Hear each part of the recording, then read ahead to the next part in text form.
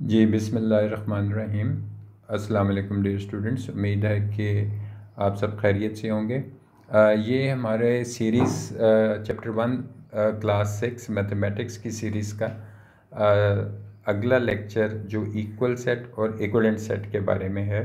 इससे पहले हम बहुत सारे सेट्स जो हैं उनके बारे में बात कर चुके हैं जो हमारी पिछली वीडियोज़ के अंदर मौजूद हैं।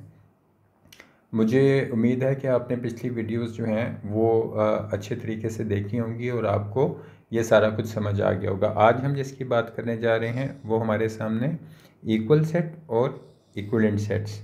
जो नए स्टूडेंट्स हैं, नए व्यूअर्स हैं जो अब ये वीडियो देख रहे हैं इस वक्त, उनसे मैं ये रिक्वेस्ट करूँगा कि वो सब्सक्राइब का जो नीचे बटन है उसको क्लिक कर दें और बेल के आइकॉन को प्रेस कर दें ताकि जब भी नई वीडियो आए आपको उसकी नोटिफिकेशन मिल जाए। और जो पिछले लेक्चर्स हैं उनको एक दफ़ा देख लें ताकि आपके सेट्स के बारे में अगर कोई भी ऐसा क्वेश्चन है आपके जहन में तो आपको वीडियोस आप देखेंगे तो आपको उसका सलूशन मिल जाएगा। इसके अलावा भी अगर इस वीडियो के बारे में भी आपके कोई क्वेश्चन हो तो आप नीचे कमेंट बॉक्स में अपने क्वेश्चन हमें भेज सकते हैं। हमारी कोशिश पूरी होगी कि हम आपको इसका जवाब दें। ठीक है, तो फेसबुक पे भी हमारा एक पेज है पाक पेंसिल्स के नाम से, आप उसको भी लाइक करें और शेयर करें। और आज हम अपना देखते हैं कि हमारे पास जो सेट हैं वो कौन से हैं। जो स्टूडेंट्स नए हैं उनके लिए मैं सिर्फ ब्रीफली नाम सिर्फ लिख देता हूँ कि पहले जो वीडियोस थी उसके अंदर हमने ये फिनिट सेट्स हमने पढ़े थे, इनफिनिट सेट्स पढ़े थे। वो पिछली वीडियोस जो हैं वो आप देख सकते हैं जाके। इसमें हमने एम्प्टी सेट और नल सेट के बारे में, इसको हम एम्प्टी सेट को हम नल सेट भी कहते हैं, नल सेट हमने पढ़ा था। और हमने सिंगलटन सेट ये भी हमने पढ़ा था। तो ये हम कुछ हमारे सेट्स हैं जो मैंने आपके सामने लिखे हैं, ये हमने पढ़े थे। आज जो हम चीज़ पढ़ने जा रहे हैं वो है इक्वल एंड इक्विवेलेंट सेट्स। तो सबसे पहले हम ये देखते हैं कि इक्विवेलेंट सेट्स जो हैं वो क्या होते हैं। ये डिस्कस करने से पहले मैं यहाँ पे आपके सामने इक्विवेलेंट, ठीक है, इक्विवेलेंट ये वर्ड है, इक्विवेलेंट सेट। इसके अंदर आप जो चीज़ आपके नोट करने वाली है आपको मैं बता देता हूँ। ये दो वर्ड्स हैं यहाँ से, ये देखें, एक ये वर्ड है जिसको हम इक्वी कहते हैं, ठीक है। और दूसरा हमारा वर्ड कौन सा है, दूसरा हमारा ये वर्ड है जिसको हम वेलेंट कहते हैं, ठीक है। तो यहाँ से ये दो वर्ड आपको इसलिए बताया ताकि आपको ये याद भी रहे अच्छी तरह कि इक्विवेलेंट सेट जो होता है ये क्या होता है। इक्वी का मतलब है एक जैसा, ठीक है। इक्वी बराबर, बराबर होना, एक जैसा होना, बराबर होना। और वेलेंट, वेलेंट का क्या मतलब होता है, ये आम तौर पे आपके जो सब्जेक्ट हैं जब आप बड़ी क्लासेस में जाएंगे तो केमिस्ट्री के अंदर जो है आप ये वर्ड जो है वो देखेंगे। तो हम इसमें वेलेंट का क्या मतलब होता है, जिसमें नंबर एक जैसा हो, या उसकी हम पावर कह सकते हैं, डिग्री कह सकते हैं, ठीक है, नंबर कह सकते हैं, ये चीज़ें। तो वेलेंट का मतलब होता है नंबर का होना, ठीक है। तो ये आपके लिए इस सब्जेक्ट में अभी के लिए नंबर ज़्यादा इसके करीब तरीन है आपको समझाने के लिए। ये जिस वक्त आप बड़ी क्लासेस में जाएंगे तो फिर आपको डिग्री और पावर और ये चीज़ें भी जो हैं ये आपको उसमें बड़ी क्लासेस में पढ़ाई जाएंगी।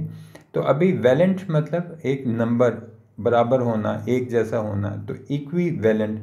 तो कुछ बच्चे को अभी अच्छे से समझ आ गया होगा कि हम इक्विवेलेंट सेट जो है वो हम किसको कहते हैं। तो इसका कॉन्सेप्ट बहुत आसान है। मैं पहले भी आपको कह चुका हूँ कि मैथमेटिक्स बहुत इजी सब्जेक्ट है, आपको इसको याद करना ही नहीं पड़ता, ये आपको ख़ुद ब खुद समझ में आ जाता है। तो हम अपनी एग्जाम्पल से देख लेते हैं कि हम इक्विवेलेंट सेट किसको कहते हैं। आप सपोज़ करते हैं कि हमारे पास एक सेट है ए और उसके एलिमेंट्स जो हैं वो हैं 1 2 3 4, ठीक है। और एक हमारे पास सेट है बी और बी में हमारे पास एलिमेंट्स हैं ए comma B comma C comma D, ठीक है। अब अगर ये दो सेट्स देखें तो आपको ये दिखाई देगा कि दोनों के अंदर नंबर ऑफ़ एलिमेंट्स जो हैं, ठीक है, वो 4 हैं। इसके अगर आप नंबर ऑफ़ एलिमेंट्स देखें, नंबर ऑफ़ एलिमेंट्स इसके देखें तो आपको 4 हैं, और इसमें अगर आप नंबर ऑफ़ एलिमेंट्स देखें तो इसके भी नंबर ऑफ़ एलिमेंट्स 4 हैं। तो ऐसे सेट्स, यानी अगर हम 1 को कॉरस्पॉन्ड करें, कॉरस्पॉन्ड का ये मतलब कि 1 के साथ अगर हम ए सेट के पहले एलिमेंट को बी सेट के पहली एलिमेंट के साथ कॉरस्पॉन्ड करें तो वो हो जाएगा, सेकंड भी हो जाएगा, थर्ड भी हो जाएगा, फोर्थ भी हो जाएगा, ठीक है। क्यों? क्योंकि ऊपर भी 4 एलिमेंट्स थे, नीचे भी 4 एलिमेंट्स थे, तो तमाम एलिमेंट्स में 1 to 1 कॉरस्पॉन्डेंस थी। मैं लिख देता हूँ 1 to 1, और इसमें कॉरस्पॉन्डेंस थी, ठीक है। तो इसमें आपको ये पता चल गया कि ऐसे दो सेट जिनके एलिमेंट्स एक जितने हों और उन एलिमेंट्स में 1 to 1 कॉरस्पॉन्डेंस एग्जिस्ट करती है, यानी हम लिख सकते हैं, अगर हम इसी को नीचे लिखें तो हम लिख सकते हैं कि A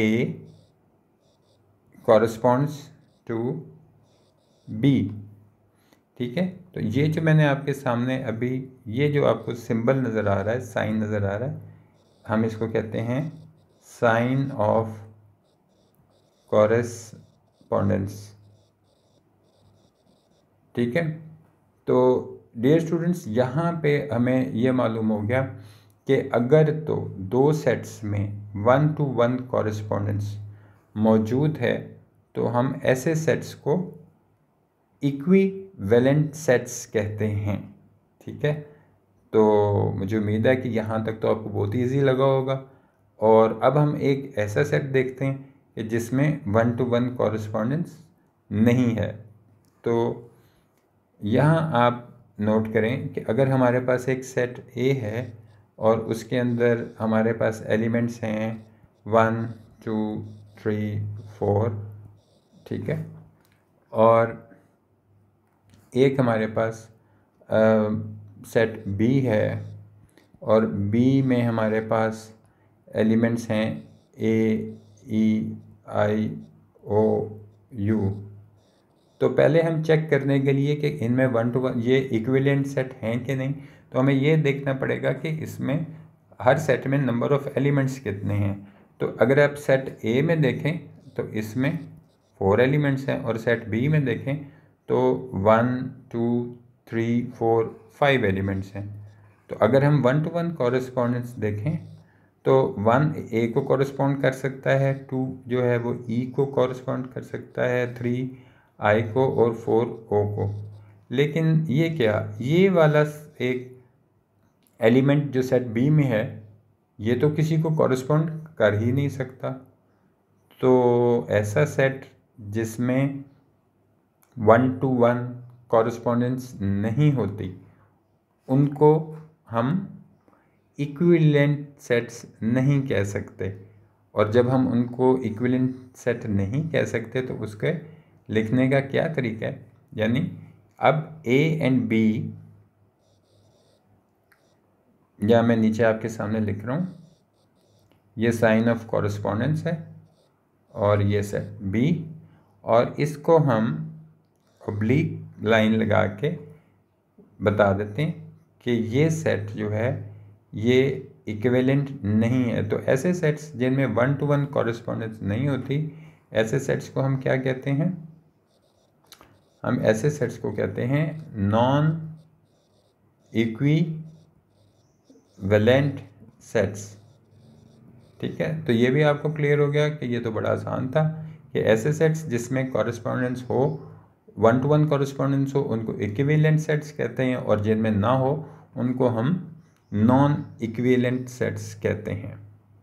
तो डियर स्टूडेंट्स, आपको यहाँ से ये पता चल गया कि हम किन सेट्स को इक्विवेलेंट और किन सेट्स को नॉन इक्विवेलेंट सेट कह सकते हैं। ठीक है, अब हम एक अगली चीज़ देख लेते हैं कि एक सेट है, ठीक है, जिसका नाम है, हम उसको कहते हैं इक्वल सेट्स।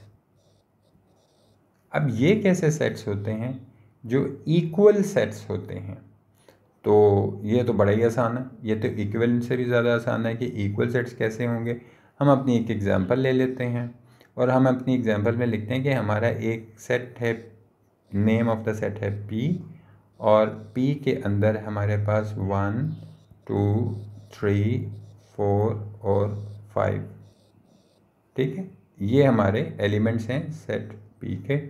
एक हमारे पास सेट है, उसका नाम है सेट Q, और उसके अंदर एलिमेंट्स जो हैं वो हैं 3 1 5 2 4। ठीक है, तो ये आपके पास दिखाई दिया कि हमारे पास जो हैं वो ये दो सेट्स हैं। ऐसे सेट्स जिनके नंबर ऑफ एलिमेंट्स इक्वल होते हैं, यानी बराबर होते हैं, नंबर ऑफ एलिमेंट्स अगर आप सेट P में देखें तो अभी हम चेक कर लेते हैं। अगर हम इसमें नंबर ऑफ एलिमेंट्स देखें, इसमें नंबर ऑफ एलिमेंट्स कितने हैं? 5। और अगर हम Q में देखें तो इसमें भी नंबर ऑफ एलिमेंट्स 5 हैं। तो ऐसे सेट्स को तो इक्विवेलेंट सेट्स कहना चाहिए जिसमें नंबर ऑफ एलिमेंट्स दोनों सेट्स में एक जितने हों और वो 1 to 1 कॉरेस्पॉन्डेंस भी हो जाए। लेकिन फिर हम इनको इक्वल सेट्स क्यों कहते हैं? हम इनको इक्वल सेट्स इसलिए कहते हैं क्योंकि ऐसे सेट जिसके तमाम एलिमेंट्स दूसरे सेट्स में मौजूद हों उनको हम इक्वल सेट्स कहते हैं। अब हम देख लेते हैं कि ये कैसे हो सकता है, तो अभी चेक करके देखते हैं कि ये कैसे होगा। आप देखें कि ये हमारा सेट P का फर्स्ट एलिमेंट है 1, और ये Q में भी आपको नज़र आ रहा है, ये देखें, ये आपको दिखाई दिया, इसमें ये 1 है। फिर हमारा सेट P जो है उसके अंदर हमारा एक एलिमेंट है ये 2, तो आपको ये वाला 2 इधर भी नज़र आ रहा है, ये देखें। इसके बाद हमारे पास एक एलिमेंट है 3, सेट P का थर्ड एलिमेंट 3 है, ये देखें। और ये 3 आपको सेट Q में भी, ये देखें, ये नज़र आ रहा है। ठीक हो गया? अच्छा, अब हम ये देखते हैं कि हमारे पास फोर्थ सेट P का फोर्थ एलिमेंट जो है 4 है, और सेट Q का जो लास्ट एलिमेंट है वो भी 4 है। ठीक है, और इसमें हम ये देखते हैं कि हमारा जो फिफ्थ एलिमेंट है सेट P का वो ये 5 है, जबकि नीचे अगर आप देखें तो यहाँ पे भी आपको 5 नज़र आएगा। तो इसमें तो आपको ये दिखाई देगा कि एक तो नंबर ऑफ़ एलिमेंट्स भी बराबर हैं और दूसरा नंबर ऑफ़ एलिमेंट्स एक ही जैसे हैं, बिल्कुल वही हैं जो सेट P में हैं, वही एलिमेंट्स जो हैं सेट Q में हैं, बस थोड़ा सा आगे पीछे हो गए हैं, लेकिन एग्जैक्टली वही एलिमेंट्स जो सेट P में हैं वही सेट Q में हैं।